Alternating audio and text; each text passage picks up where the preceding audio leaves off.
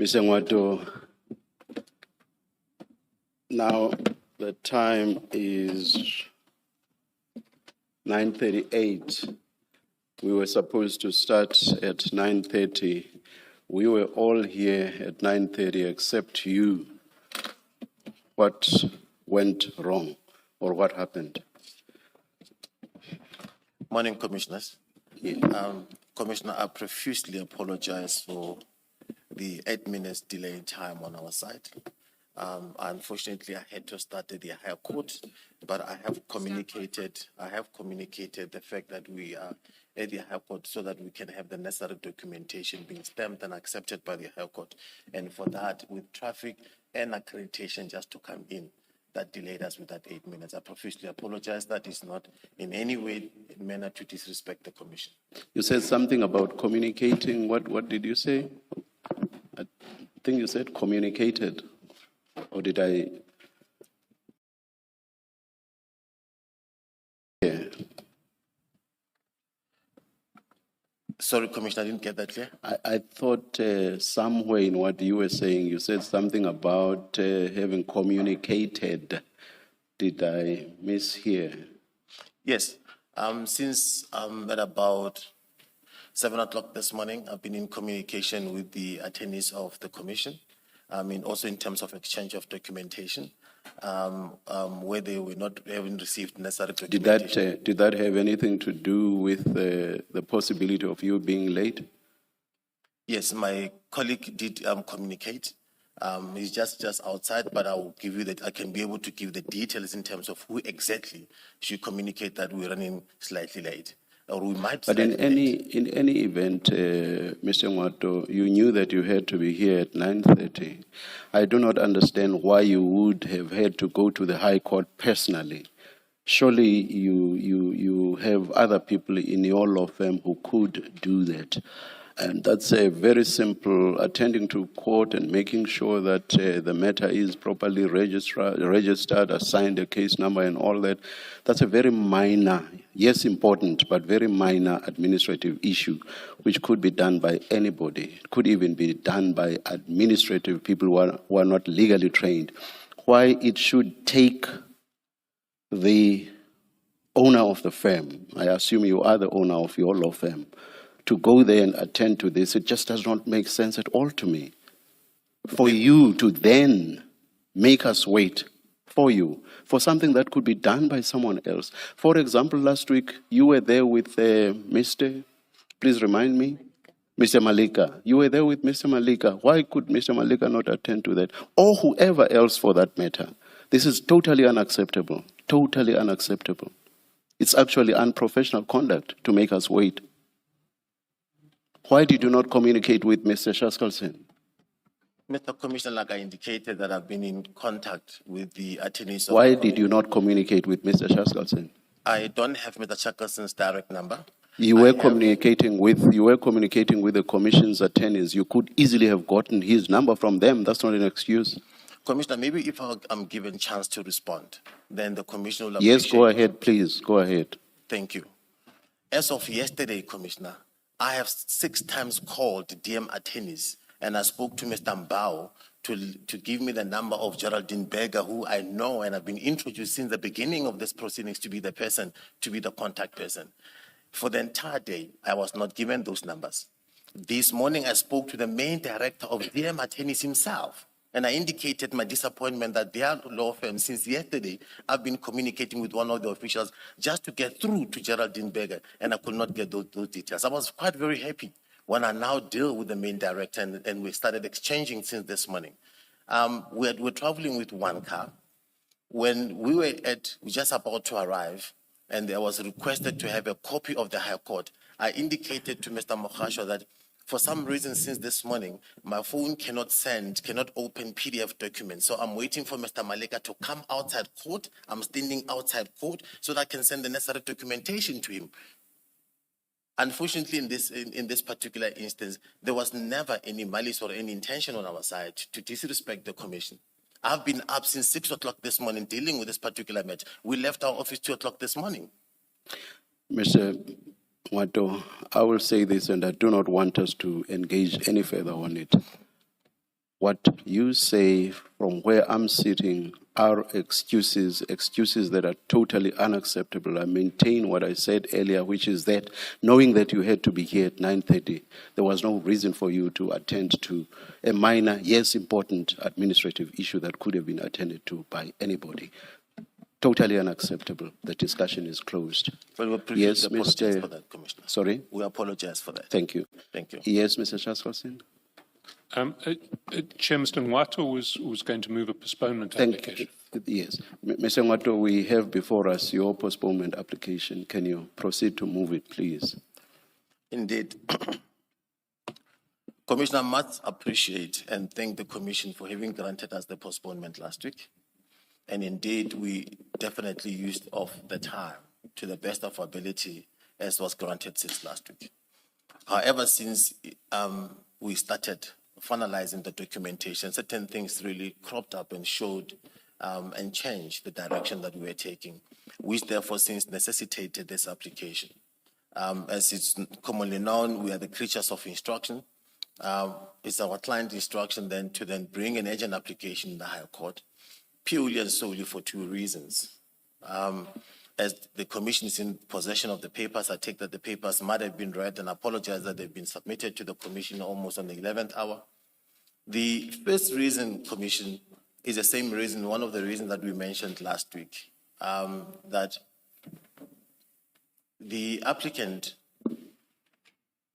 before he could even make his first written submission to the Commission on the 17th of December, an interim report was already been issued, which we fully understand and correctly so in terms of section 10.4 of the terms of reference, that the Commission is entitled to do so. But 2 days before he could even make his first written submission, an interim report has already been issued, which had recommendations and findings and recommendations against him. Unbeknown, and obviously we do not have access to that particular interim report, but just a day before our appearance on the 30th of January, which is last week, Friday, the state president publicly announced that he accepted the same report, and therefore an announcement was made that he needs to be charged. It is on the basis, that's the first reason, it's on the basis of that is of the view that even though at the Commission he is a witness, not an accused, but whatever he may be able to say as a witness at the Commission he may incriminate himself, which will be a violation in terms of section 35(3) of the Constitution. The second aspect that made us to then make the application to the High Court, Commissioner, is that in perusing the WhatsApp charts, the nature of the WhatsApp charts and the manner in which they've been extrapolated, it only shows outgoing and incoming. Even messages that were not originated by him, but he received them when they were forwarded to him, appears to be that he's the originator of the messages, which now distort the narrative and the version and how things are in terms of those messages. And as a result, that will then necessitate that he now gains access. Oh, apologies. That will now necessitate that we look into how the messages were extrapolated in terms of, from his phone, in terms of from the time it was taken. Feel free to either put it on silent or switch it off. Don't feel any pressure not to do that. Mr. Commissioner, it's not even my phone, it's Mr. Maleka's phone, and I don't know his password or his pattern, how to close it off. No, so mine is here, and this is Mr. Maleka's phone. Is Mr. Maleka's phone ringing? All right, thank you. So in the manner in which how this, the chain of evidence, or the chain from the time his phone was taken. Is that Mr. Maleka? Please go across. Sorry. Sorry. Yeah. Are you no longer comfortable to support your boss the way you did last week, Mr. Maleka? All right. Please continue. I'm sorry about the interruption, Mr. Thanks, Commissioner. Yes. So the manner in which the charts were downloaded or extrapolated from his phone leaves much to be desired, which appears to be a violation in terms of how the evidence is being presented, because it doesn't show the messages that are forwarded. It doesn't show that he received it as being forwarded to him, but it shows as if he's now the originator. And some key people or chats that he had with other people are not included in that. And I quite understand that the evidence leader said there were certain messages that are not of interest. But for a consistency basis, in particular, he's been much more in communication with one particular general and as opposed to the other. But and the things that they were discussing with the other are not included. That shows a wrong narrative or misplaced the whole view of the situation. And as a result, it was my clients obtained a legal opinion from 2 SC senior counsels, who then are the ones that are currently working on the application in the High Court, with a junior counsel based in Durban. These had to have took place as a matter of 1 day, having to go through this thing. And it is on that basis that if he is to come before this commission, whatever he says may not change because of, before he could make the first statement, an interim report was made. Before he could even appear, the president has already accepted that. So whatever he comes here and says may not change the narrative. And more likely that he will incriminate himself in any answer that he gives. And it's on that basis that that the applicant decided to launch an application in the High Court to restrict this commission, not to compel him to appear and not to compel him to answer any questions until pending the finalization of that application in the High Court. Thank you, Mr. Commissioner. Thank you, Mr. Ngwato. Mr. Ngwato, I read, because I received the application only this morning, I read it hurriedly and I may have either missed or misread what I'm about to raise. I don't remember in the affidavit a point being made about WhatsApp chats that appear to have been initiated by the witness when in fact they were not. Did I miss that? Or is this something you are stating for the first time from the bar, as it were? Commissioner, I was just trying to elaborate on the reasons that I given. Because the first round of him yes. Wanting the High Court to interdict is that his WhatsApp chat should not be displayed because those WhatsApp chats are not correct. They are incorrect in the manner in which they have come from, because the entire bundle of documents, they only show outgoing and ingoing. Even the WhatsApps that somebody forwarded to him, and he sent it to somebody, it only shows that he's the one sending and making him the originator, while he's the actual fact not the originator of the message. Okay. With the exception of what you are raising from the bar, my reading of the application is that the only new thing that's being raised in the application affidavit is the issue relating to Section 35 of the Constitution. The rest is something that the applicant ought to have raised in his postponement application moved last week. Do you agree with me? May you please repeat? I'm saying I read the application, today's application, to raise only one new issue, leaving aside the point that you are making from the bar. And that one new issue is the issue relating to Section 35 of the Constitution, the right to a fair trial in the context of a criminal trial. That's the only new thing that I saw in my reading of the application. The rest are issues that the applicant ought to have raised in his postponement application that was moved last week. What's your comment on that? If I understand you, Commissioner, is that the things that are mentioned in the current application, the Commissioner saying most of them are the things that were raised in the previous application. Are the sort of things that could and ought to have been raised in last week's application. The exception is the Section 35 issue. That, on my reading, is the only new issue. I differ, Commissioner, and maybe let me explain myself on terms, or maybe try to find out common ground between the two. When we moved the application last week, it was simply because that we had not had time to peruse. Now, the time to peruse obviously goes hand in hand in the manner in which we received the documentation. But on further perusal of the matter, these things now become very clear. That Section 35, subsection 3 rights will be highly affected. But it all emanates also in terms of how he has been served right from the beginning. So there's a lot that starts and giving context from the beginning of how he received the notices and the ultimate aspect, if I'm making myself clear.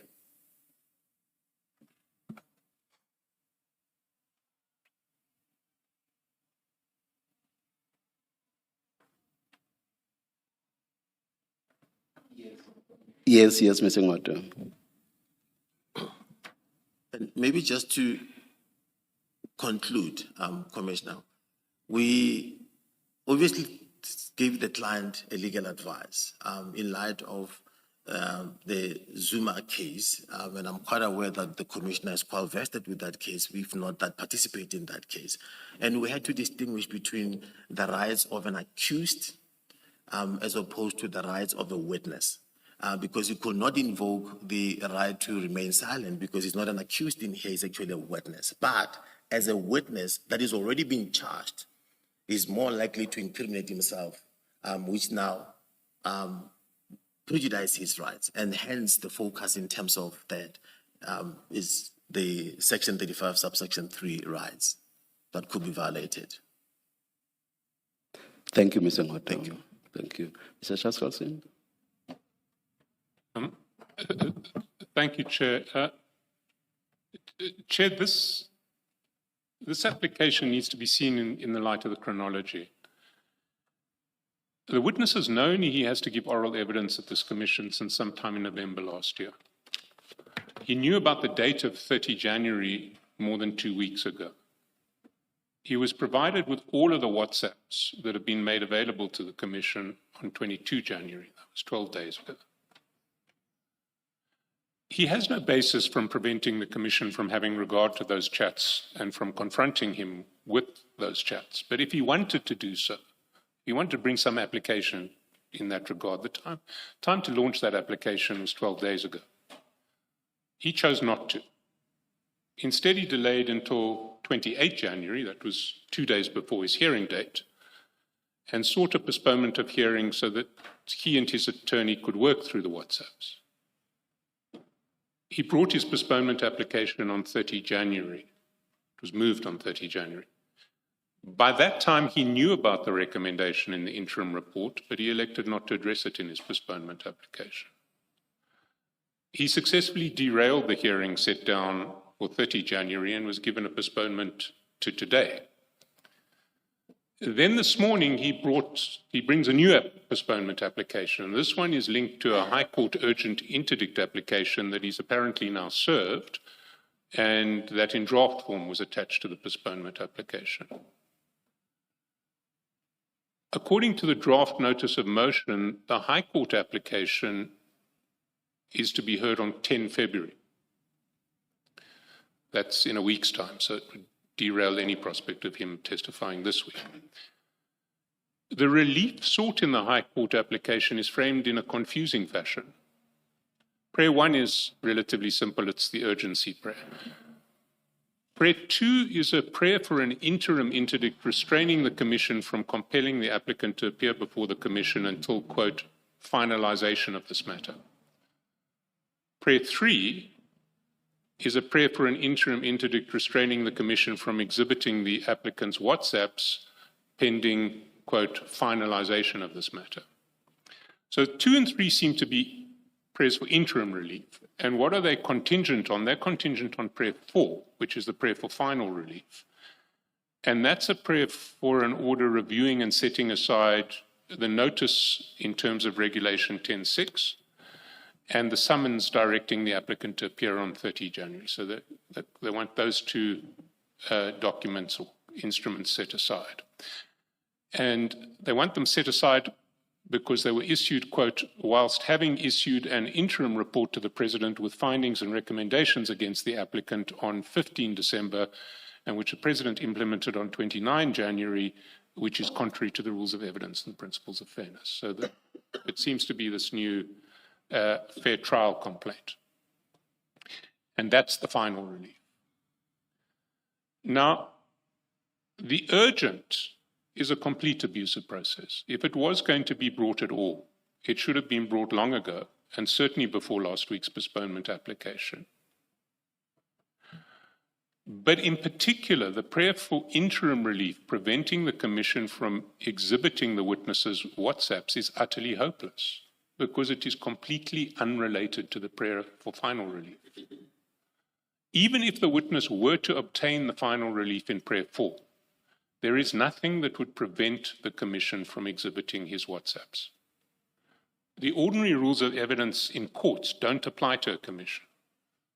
Rule 6.1 expressly states the Commission may receive any evidence that is relevant to its mandate, including evidence that might otherwise be inadmissible in a court of law. These WhatsApps are extremely relevant to the mandate of the Commission. In my view, they are more relevant than any evidence that has ever come before this Commission thus far. So whether or not the witness ever gives oral evidence at the Commission is entitled to have regard to the WhatsApps. And in view of their extraordinary relevance, it's not just a matter of being entitled to have regard to them. The Commission is obliged to have regard to them. Having said all of that, there is another issue, which is the fair trial complaint that is advanced now is itself stillborn for two reasons. The first is the regulations and the Commissions Act make clear that the witness has a right of privilege against self-incrimination in these proceedings. So the witness can refuse to answer any question that is potentially self-incriminatory. The second is that any evidence that the witness gives in these commissions is inadmissible in a criminal trial. So the fair trial complaint is a non-starter. But despite all of that, and despite the fact that this application and the postponement application are, in our view, abuses of process, we are willing to accommodate the applicant to a limited degree. What we propose is that we will not ask the applicant to answer any questions until his High Court application is finalized. However, we will not refrain from exhibiting his WhatsApps. Rather, we will use today and the remaining days that we would have used to hear the evidence of the witness, instead to display his WhatsApps and to explain their significance. If at the end of that process and after the High Court application, the applicant wants to give evidence to refute any of the inferences that we will in the course of the next few days ask the Commission to draw from the WhatsApps, he's welcome to do so. We undertake that if he wants to come back and testify to clarify any wrong propositions that we have put to the Commission, wrong inferences that we've drawn, we will ensure that he has that opportunity. There's another issue that I should just mention, which is that he has never previously expressed any concern about not being told which of the chats are forwarded and which of them originate from him or from the counterparty. If he had, we would have given him a spreadsheet for each set of chats which says which are the forwarded chats, which are the originating chats. He now raises that complaint. If he wants that information, we're happy to give it to him before he decides whether or not to come back to testify. But what we're not happy to do is to allow the process of this Commission to be derailed again. So our submission is that this postponement application should be dismissed, subject to the condition that we will not expect the applicant to answer any questions in respect of the WhatsApps that we will be displaying today, tomorrow, and possibly later this week. Those are our submissions, Chair. Thank you, Mr. Chaskelson. Mr. Chaskelson, can I just to clarify, I mean, if a postponement is refused, the witness is not excused. He has to remain in attendance, otherwise we are confusing. We refuse a postponement and then we excuse him. If it's refused, it seems to me that he would have to remain in attendance until he's excused by the chairperson. But if he remains in attendance, sitting, which I think he must, sitting in the witness box, it's entirely up to him how he wants to participate. Yes, he will be sitting remotely as was permitted with the last application. But as long as he remains in attendance, you will do the exercise, you will do your presentation as you wish to do, and it is really up to him how he chooses to participate. Because if he should decide, as he's sitting there, that he does want to engage with what you are presenting, we obviously can't stop him. But I just want I want to be clear about that a refusal of a postponement doesn't follow that he gets excused. He's given leave to leave the commission. It means he remains in the commission until the chairperson says otherwise. And you're not suggesting that if that happens, if he remains in attendance, you will simply present he shouldn't participate in the process. You're not saying that.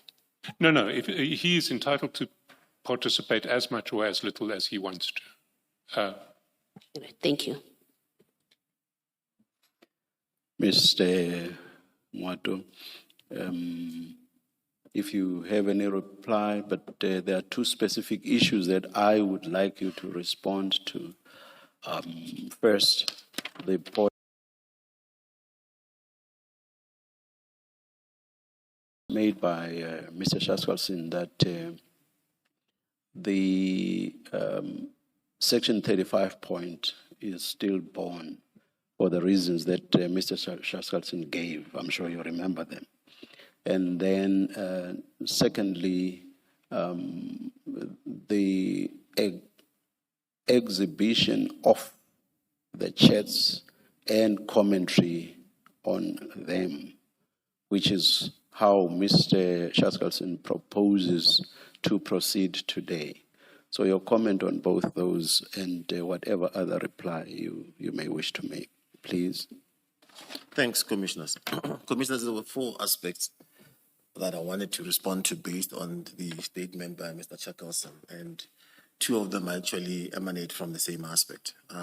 First one is that he says he's been aware of this when he was invited, and if he wanted to bring about an urgent application, he could have done so, even including in last week. And just to clarify that particular aspect, the applicant could not in any event, in anyhow, could have been aware and could have therefore acted, therefore.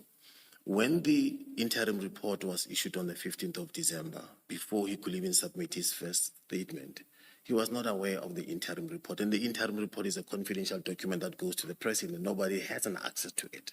So he could not in any way been aware of the recommendations and findings in the interim report. Second to that is that even last week itself, I indicated in the last postponement application that just in the midst of preparation on the 29th, a day before, that's when the president made an announcement. And in that announcement, his name for the first time appeared. It is the only first time ever that he became aware. That was a night before he could appear in the commission. And second to that, or to support that, when we appeared on the commission on the 30th, we said, we have received this 4,800, now reduced to 1,300, but we have not yet finalized studying the documentation.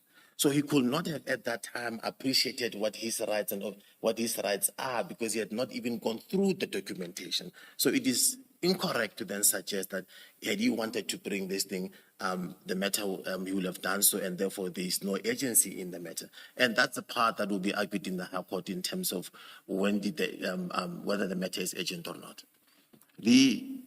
That's the first comment with regards to the comments about agency and when he became aware of that.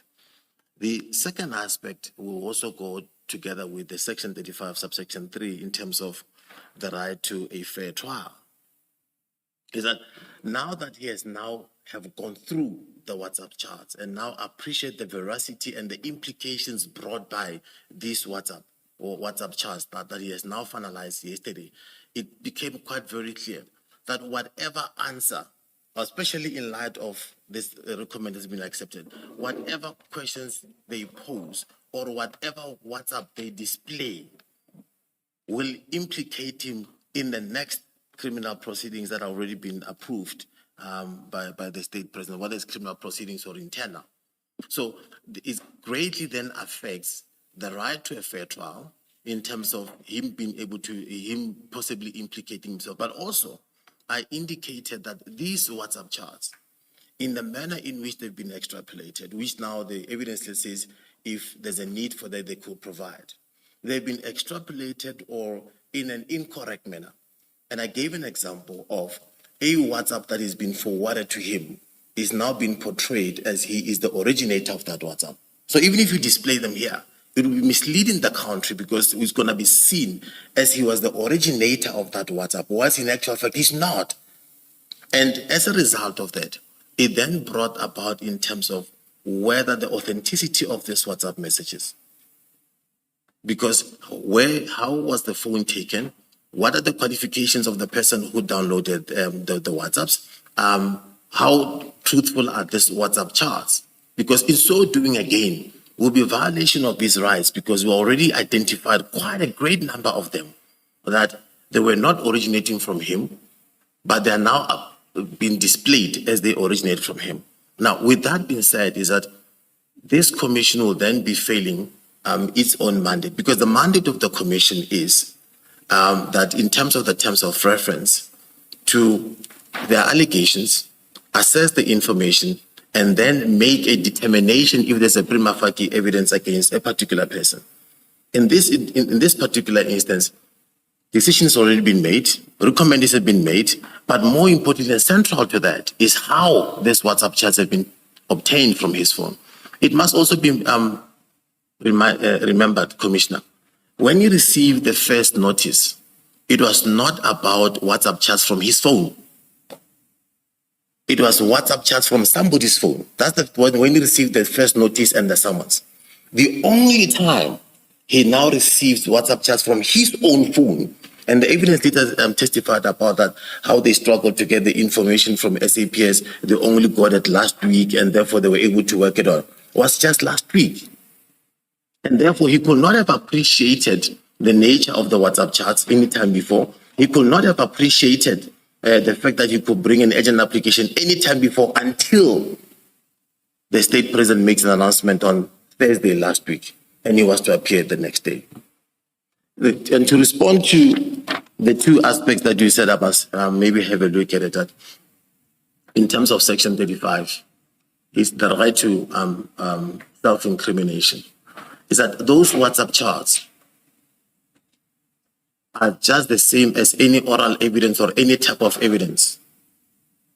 They are incriminating, especially if the source of how it has been extrapolated is highly questionable, which now portrays him to be the sender, whereas in actual fact he's not the sender. He's actually forwarding what was sent to him.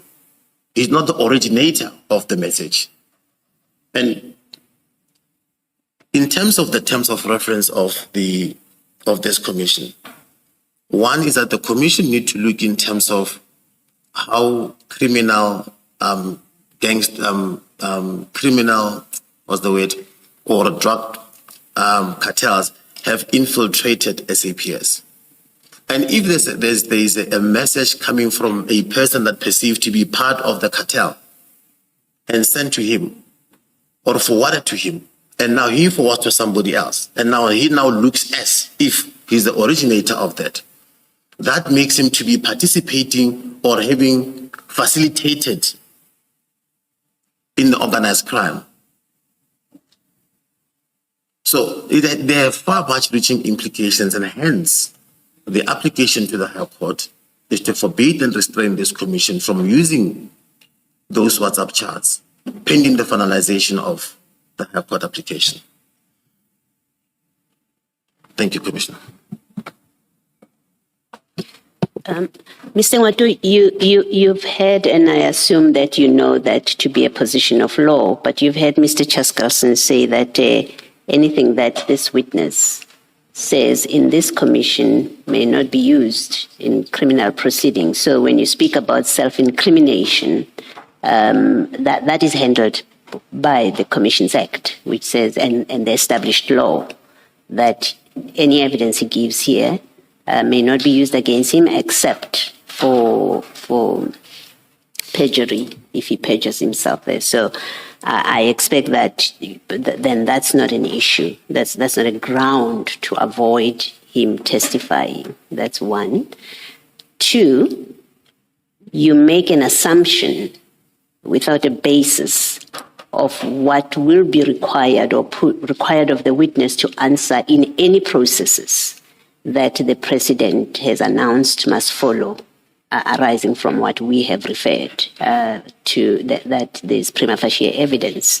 And in fact, there's no basis to refuse to testify when you don't know, when he doesn't know how that process is going to unfold and what he will be required and expected to answer and speak to. So from where I'm sitting, your concern about self-incrimination, whether in court or in SEPS processes, doesn't seem to be grounded in law or in any known facts.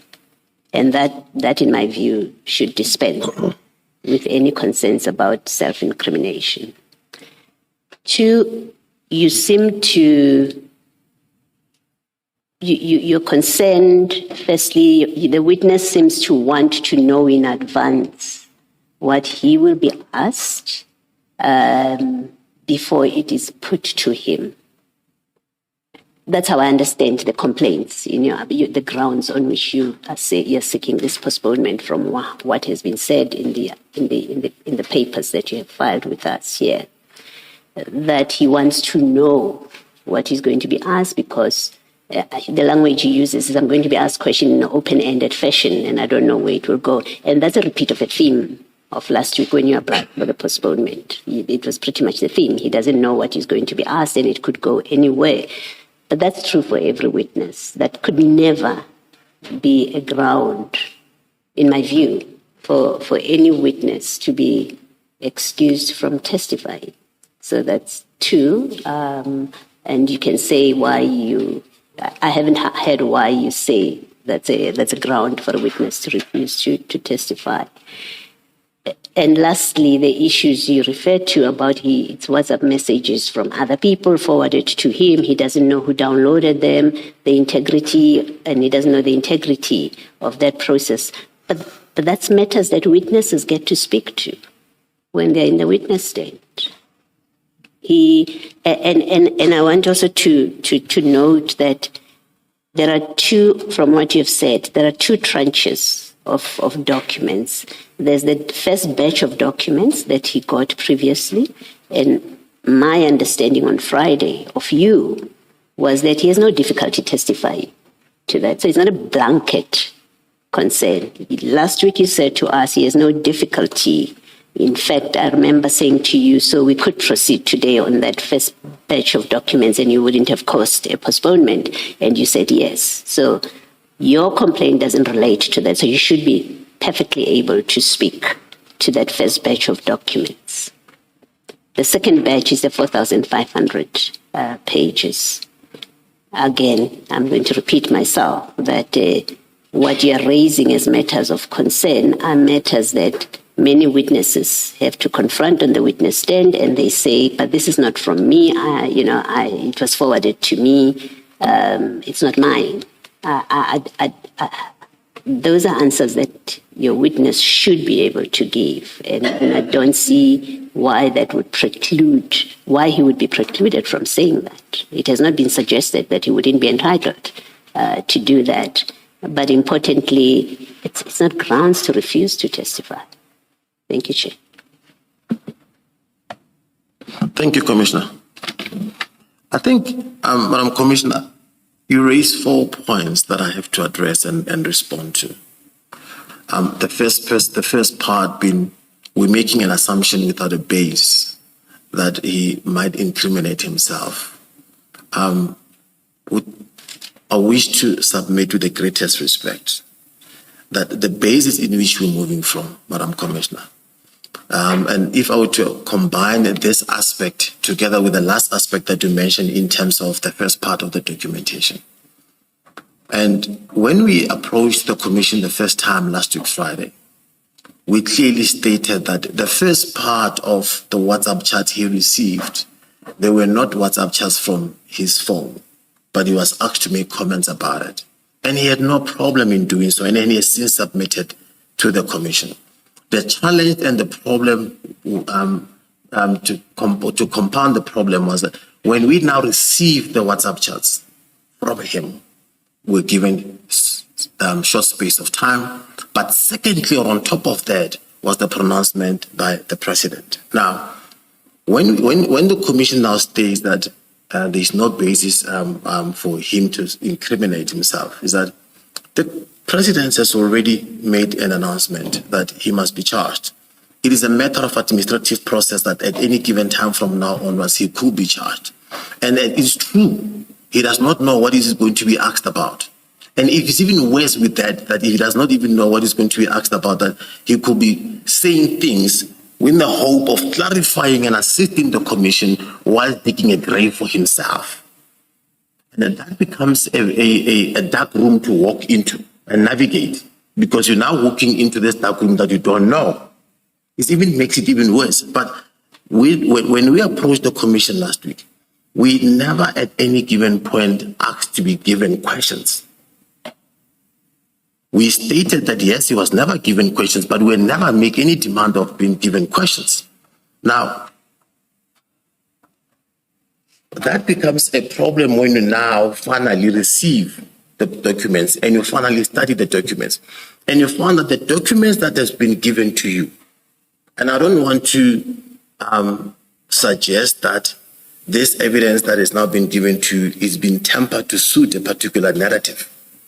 But it then comes out clear that messages that were not sent by him are now being made to appear that they were sent by him. Because the contents, if you are to be asked about the contents of that particular message, which now shows you're the originator of that message, whatever answer you give, you are acknowledging and accepting the contents thereof. And that over and above the fact that the evidence from here may not be used against him at a particular instance, but there's beyond the right to self-incrimination that the person is entitled to. There's a right to dignity. This particular person is not just him, there's his family involved. And now a whole wrong, incorrect narrative will have been placed in the public domain, which not just affects him and his livelihood and his children and his wife. And hence, he wants to the court to interdict the use of these charts in the manner in which they've been presented to him. Because in the manner in which they're presented to him is incorrect. And he can't answer any other thing in terms of those. Thank you, Mr. Webb. Thank you, Commissioner. Can I good morning, just clarify two things. I'm looking at the president's statement here. And I want you to tell me where the president says this witness must be charged. Because you're attributing to the president and to this commission things that are not said anywhere, and you're using them as a basis for a postponement application and a high court application. I will read for you what the president said in his statement. The commission has said there's prima facie evidence of wrongdoing, and referrals are made in respect of these people.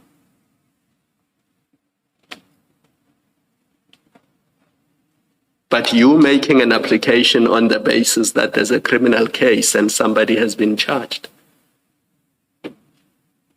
But there's no basis for that. Because wrongdoing could be HR related, could have nothing to do with criminal proceedings. So don't attribute to the president statements he did not make. That's the first point. The second point is, if your entire argument is taken to its logical conclusion, especially in relation to the privilege or the right against self-incrimination, it means your client will never testify in this commission. Because even in 6 months' time, there will still be a concern about self-incrimination, which means he should never come here and he should never take part in this commission, and we should just forget about it. Because that's the logical conclusion. Thank you, Mr. Webb. Perhaps if I may just add to the first point that Commissioner Khumalo says, reading from the president's statement, the media statement, it actually also reads a task team will be constituted. The task team will institute investigations against people identified by the Commission for Investigation. So nowhere does it say your client is going to be charged and what he will be charged with. It just says a team is constituted to conduct investigations. So self-incrimination is not an issue that you can rely on at this point. Thank you, Commissioners. I appreciate that. Let me start with the first one that Commissioner Kumalo indicated. Thank you. Thank you so much. That the statement by the President does not make any reference to any criminal case. It might as well be an HR case. But once we're quite very clear that in terms of the terms of reference of this commission, the commission is to make recommendations and findings for criminal charges and any other process. And that's in terms of the terms of reference of this commission. So I don't think any terms of reference from this commission can be taken less the criminal aspect as well. That's number one. Number two, even if the process may... Mr. Matter, you're not answering me. You said in your submissions, the President said your client must be charged. Commissioner, if now, I was simply pointing out that nowhere in the President's statement does he say that, because the statement says the Commission has found prima facie evidence of wrongdoing and has made referrals for investigation, which is what Commissioner Baloy is emphasizing. Let's not play around with words. I mean, either you're answering what I'm saying and you address it specifically, or we don't deal with it at all. But to say you can imply other things that are not there, it's simply incorrect. You're making an application, and you're saying one of the grounds upon which the application is brought is that the day he was supposed to testify, he found out that the President said he must be charged. Either that is correct or that is incorrect. And then we can deal with the issue of self-incrimination, which, as I said, on your argument, that will always be there, which means on your argument, he should never come to this commission and testify. So those are the 2 points. Please deal with them specifically, but let's not go around them. Commissioner, unfortunately, sometimes there is no just a simple way just to give you a yes or no to an answer. You will have to give a context to it. And giving a context to it is not avoiding answering your question, but it's just trying to clarify the issue. But what I'm trying to say to you, Commissioner, is no tax team, no investigation will not lead to a person being charged. The tax team at the end of the day, the investigation at the end of the day, because there's a prima facie evidence of wrongdoing. Wrongdoing in this instance has not been explained, whether it's wrongdoing only in terms of HR-related matters or in criminal matters. So whatever way that is going to answer, there is already a prima facie wrongdoing before you could make a written submission or could say anything. And that in itself, Honorable Commissioner, is a ground for one to implicate. Isn't that the problem? You don't know what wrongdoing has been identified. You have absolutely no idea. Absolutely not. Maybe the wrongdoing is that he exceeded the speed limit on Rivonia Road. You have absolutely no facts to base yourself on to say whatever he's going to be saying about these WhatsApp messages in the 4,500 pages will be self-incriminating. You have absolutely no basis. You haven't seen the report. You don't know what that report says about your client or this witness. You have absolutely no idea. And so you have no basis whatsoever to say anything at all that he's going to be saying here is self-incrimination. As I say, and I say it without meaning to be flippant, but to make the point that it could be that the wrongdoing that causes the President to order an investigation against him is he exceeded the speed limit. You don't know. You have no basis. This is really, honestly, a fact-devoid application You may want to argue the legal points that you rely on, but where you want to say, well, he's going to incriminate himself, well, the WhatsApp messages, there are no facts. We don't know what those WhatsApp messages, what his explanations are for them. We don't know, and yet you want to rely on that to persuade us, the commissioners, to grant a postponement, when you are not saying to us, here are the facts about those WhatsApp messages, here's what they speak to. And so you commissioners should not allow them to be showed. I mean, that's what you do with an application. You're asking for indulgence from us. There's no order of court that says we can't proceed. So as matters stand, we are entitled to proceed. You seek an indulgence. You haven't, in this application, pleaded any facts on which we would base our indulgence, at least according to me. And I don't know that there's any, and of course, subject to the chairperson, I don't know that there's Facts or law. Fact or law, absolutely. I really don't know that there's any, we're serving any real purpose with this continued exchange. You have made your case on your papers. You've been engaged by us. You're not saying anything new to us. You keep repeating what you have said. I'm not sure where we're going with it. Chair, with the permission of Chair.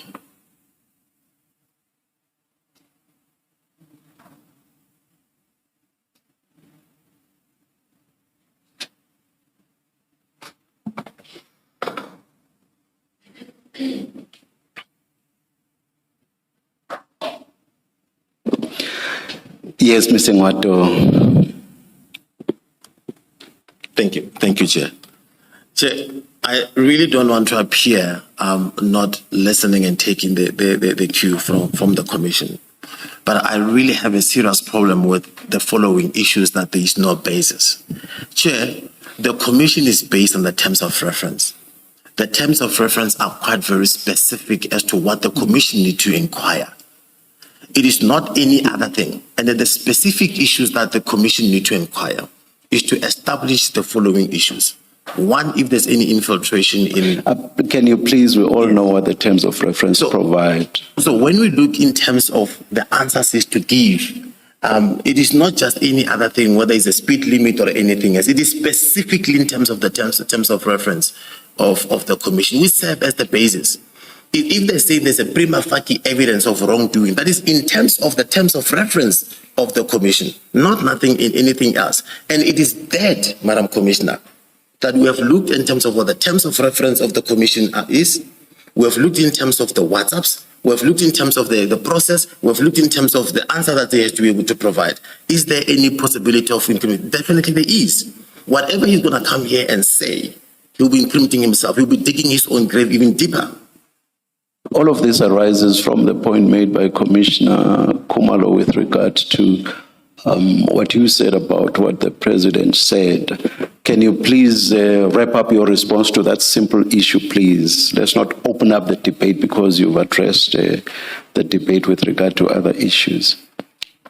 Yes, finally, and in short, Commissioner, is that yes, the confirmation by the President tied the horse that there is, he has accepted the recommendations and the findings of the Commission.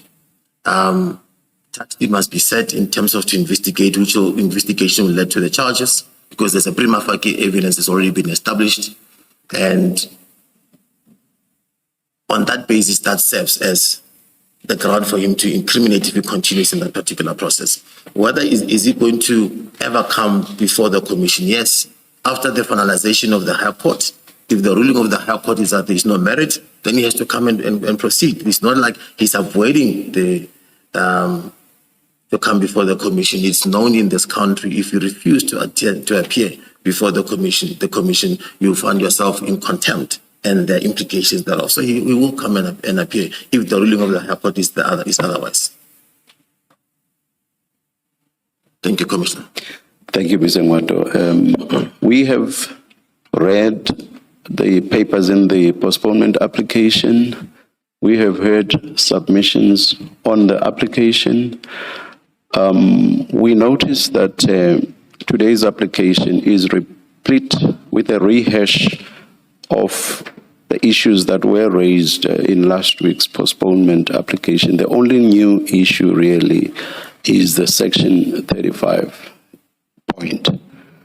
The Section 35 point is answered simply by the response given by Mr. Shaskalsin and amplified or added to by Commissioner Baloyi. For the reasons given by Mr. Shaskalsin, that point is still born and therefore can never be a basis for a postponement of today's proceedings. Mr. Shaskalsin suggested a practical way of dealing with this to the extent that the witness may not be prepared to participate in today's proceedings. And that practical way is for the evidence leaders to exhibit the contested chats with what they see as necessary commentary on them. And Mr. Shaskalsin further says that if the witness is so minded, he may at a later stage come back to the commission and say, I now want to file an affidavit that responds to those issues. I now want to come to the commission and testify on those issues. That is, those issues being whatever arises from the chats that will have been exhibited and commented upon by the evidence leaders. That to me sounds like a sensible, practical way of dealing with the matter. That is, of course, if the witness insists or persists in his stance of not testifying today. But if we reach that stage, that is, of proceeding in the practical manner suggested by Mr. Shaskalsin, what we will not allow is for the witness to leave. We will not excuse the witness. The witness must remain in attendance, remotely, of course. We will not excuse him. That is, if that is the stage we reach. Now, before we make a final pronouncement, Mr. Ngwato, may I ask for a response from you? And indeed, at this stage, perhaps I might even have to engage the witness himself. Mr. Ngwato, so is the position, because the inclination is that we should proceed along the lines suggested by Mr. Shaskalsin. So is the witness's position, through you as his representative, that he will not participate and that the evidence leaders should proceed in the manner in which they are minded to proceed? What is your response to that? Honorable Commissioner, the witness has been made available. He's since been picked up at 6 o'clock this morning. He is available. He will sit in, but he will definitely not participate. I'm very, my sincere apologies, Mr. Ngwato. Can you please start from the beginning? I'm sorry. In short, Honorable Commissioner, the witness will not participate. Will not participate. Will not participate. Thank you. Because for the reasons already given, if the commission orders him just to sit in and be available, he will sit in and be available, but he will definitely not participate. Thank you. No comment. Thank you. As I said, I think we would like to hear the witness directly as well on this, because it's a very crucial issue. I do see witness F on screen. Witness F, have you been following? Have you heard what I've just said? Good morning, Commissioner. I've been following you. Good morning, Witness F. Mr. Ngwato has just said that you will not be participating, but I want to hear it from you, whether you also confirm that you will not participate. I confirm, Commissioner. But as you probably also heard, we as the commission are not excusing you. We are not releasing you. You should continue being part of the proceedings remotely, even if you are not saying a word. I confirm, Commissioner.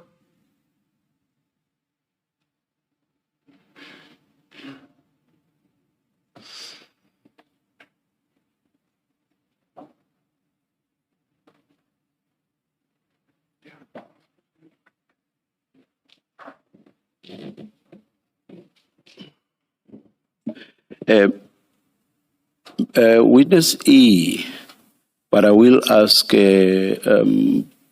Mr. Chaskalson and your attorney to respond. But what I must draw to your attention, we may have indicated an inclination as to the practical manner in which we want to deal with this.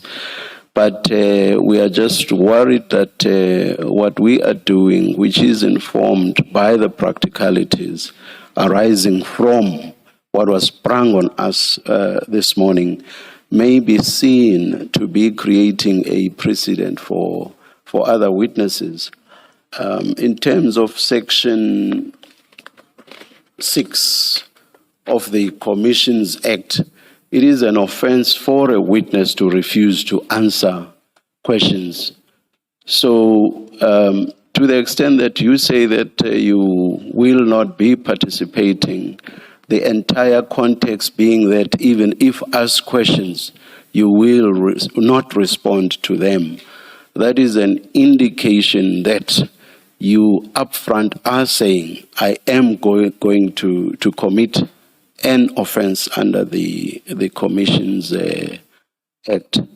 Mr. Chaskalson, do you wish to address us on this? And Mr. Ngwato, will you please respond? You've heard that, Witness F, and I hope you understand its serious implications. Sorry, Chair, I just want to repeat on record that we will not ask any questions of Witness F. So, I mean, obviously we can't speak for the commissioners, but we will not be asking any questions. So, flowing from us, that issue will not arise. Thank you, Mr. Chaskalson. Mr. Ngwato? Thanks, Commissioner. I think that's much a loaded statement. Then he has nothing to answer if there were no questions to ask to him.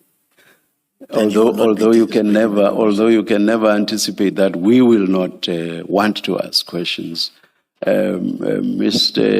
Chaskalson's attitude is not necessarily ours. So the point about the potential commission of a criminal offense still stands, and that's what I want you to respond to. Commissioner, I don't think much, and this is me maybe subject to having to consult with the client and explain this clearly. I don't think he'll be committing any of that offense in that one, he has presented himself, he's here. It is as a result of the discussion that and the ruling that has been made by the commission and the compromise that has been made by the evidence leader that they've got nothing to ask him. That him being available and attending and not answering questions because there are no questions will be committing any particular offense. And if the commissioners may want to ask him a question, he may answer and say no comment. And still, that doesn't make him to not be responding to questions because he can as much simply to any other question. And I'm not trying to influence him not to answer any question. He may simply say no comment because I've not had a legal advice or I'm not happy with the manner in which things have been. He could simply say no comment, and that in itself does not make him to be committing any crime in terms of that particular section. Thanks, Commissioner. Mr. Ngwato, you and the witness may well be advised to look at Section 6 of the Commissions Act. Nothing precludes us commissioners or any one of us to ask questions of this witness. Whatever Mr. Chaskalson may have decided, whatever approach he may have decided to adopt, nothing precludes us from doing that because we are the investigative body, the commissioners. And Section 6 says a witness who having been sworn, fails to answer fully and satisfactorily any question lawfully put to him. I want you to be mindful of that, whatever you advise the witness, as you're entitled to do, that whatever arrangement or whatever approach adopted by Mr. Chaskalson does not insulate him from questions from the commissioners, but it also doesn't insulate him from the legal obligation that arises from the Act to answer fully and satisfactorily questions that we lawfully put to him. I just wanted to point that out to you. I appreciate it, Commissioner. Any answer given by the witness does not have to satisfy the commissioners. If no comment is equally what he wants to say, that is his answer. I'm not opening a debate. You said something that I thought you seem to not be aware that his obligation is to answer fully and satisfactorily. Whether to say no comment is to answer fully and satisfactorily is a determination that we will have to make. Is the simple point that I'm making to you. So I'm not asking you to comment, and I'm not inviting an engagement. I'm just pointing out that as you advise him, including if you're going to say to him, as you have suggested, he may choose to do, to say no comment, ultimately, it's for us, the commissioners, to determine whether a no comment is to answer fully and satisfactorily questions that we have asked. That's a simple point I was making. As the commission pleases. Thank you. Thank you, Chair. Chair, can I just clarify?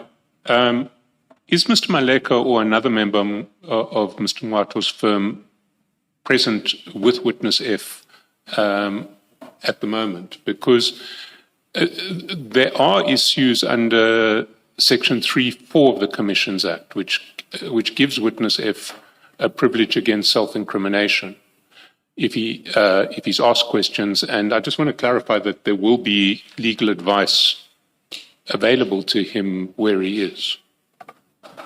Mr. Ngwato? Thanks, Commissioner. Unfortunately not.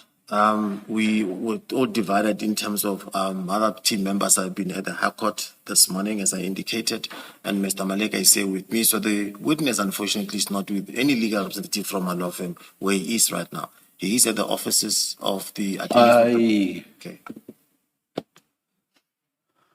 We didn't get that shit.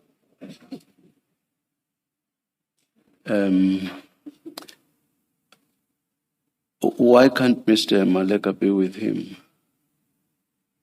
Well, that would mean for Mr. Maleka to be with him, we have to stand down. But preferably, the leading attorney on the matter, I would prefer that I'm the one that's supposed to be with him than Mr. Maleka. And that would mean that I have to travel to wherever he is.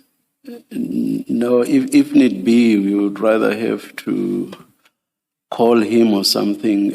I prefer, and I think this is shared by my co-commissioners, I prefer that you should be here with us in case there is a need for engagement and interaction. I prefer that you should be here, not somewhere remotely. On that basis, Commissioner, may I ask that we stand down so We were going to anyway. Okay, thank you so much. So we won't indicate for how long, we'll just indicate when we are ready. Let us adjourn.